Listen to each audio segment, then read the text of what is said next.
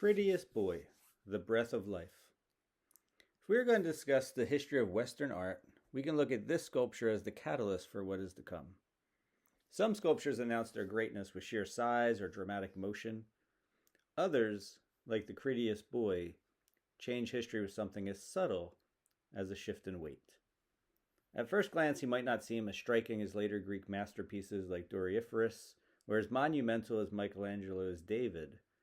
But this statue represents a moment where art turned a corner, where the rigid figures of the past gave way to something new, something alive.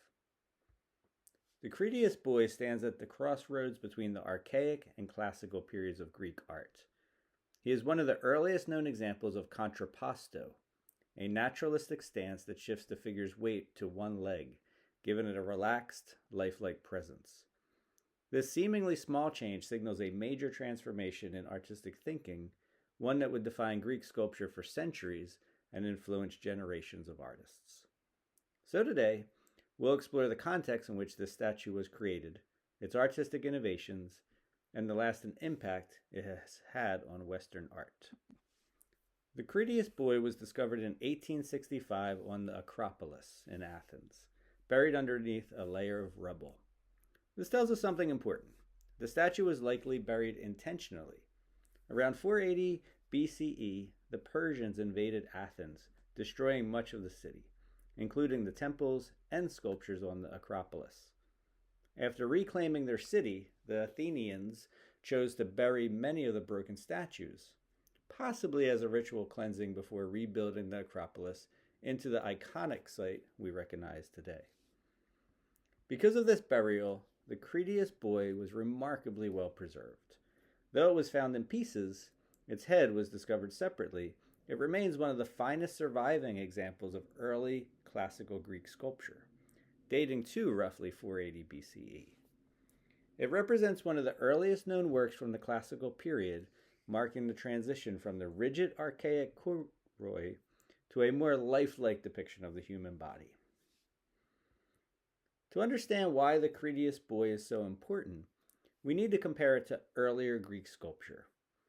The dominant style before this period was the archaic tradition, best seen in kouroi.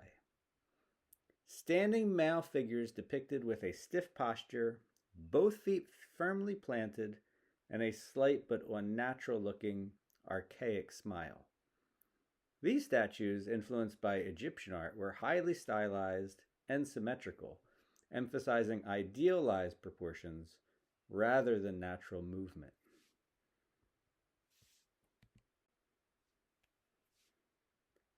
Now, let's look at the Kritios Boy.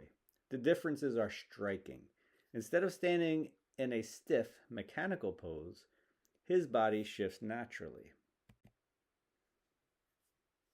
His left leg bears the weight of his body, while his right leg relaxes slightly, creating a subtle tilt in his hips.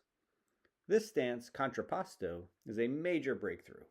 It introduces a sense of movement and balance that makes the figure feel far more natural than its predecessors. His facial expression has changed as well. Gone is the stylized archaic smile.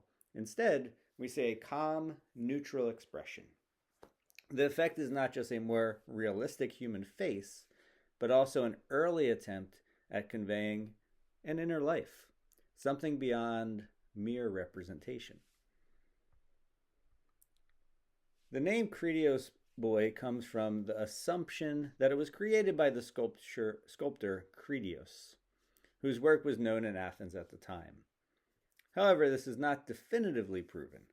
The statue's stylistic similarities to other sculptures attributed to Kritios make a strong case, but like many ancient works, the artist's identity remains a matter of scholarly debate. Even without a confirmed artist, this piece stands as a marker of artistic progress, a moment when Greek sculpture made a decisive move toward realism. Standing before the Kritios Boy today, it's easy to forget where he was originally found, buried beneath the Acropolis in Athens. The Acropolis is one of the most famous sites in the world, its ruins a testament to the heights of Greek civilization. Walking up to it, the sun-baked marble pathways shimmer in the heat, and the Parthenon rises like a skeletal echo of its former grandeur.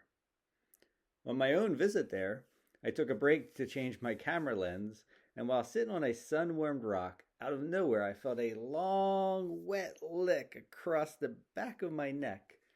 A shiver shot through me before I turned to find a black Labrador standing behind me, panting, tail wagging, completely at ease in the shadow of history. I gave him a piece of breakfast cake, and for the next several hours, he was my loyal companion, trotting alongside me as I explored the ruins. It struck me then how strange yet beautiful it was, this ancient place where people once debated philosophy and sculpted works like the Kritios Boy was now just part of the modern world.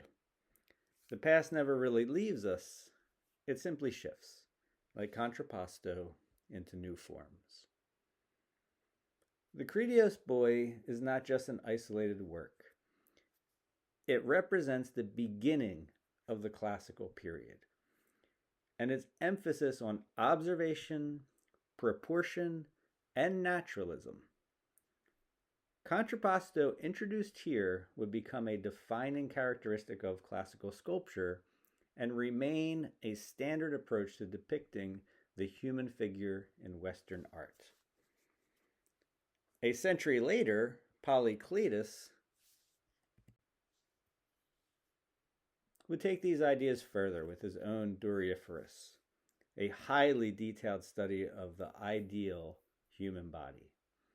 The principles laid out by the Kritios Boy, weight shift, anatomical realism, and a more thoughtful approach to expression, continued through Roman sculpture and later resurfaced in the Renaissance, where artists like Leonardo da Vinci and Michelangelo studied and refined them.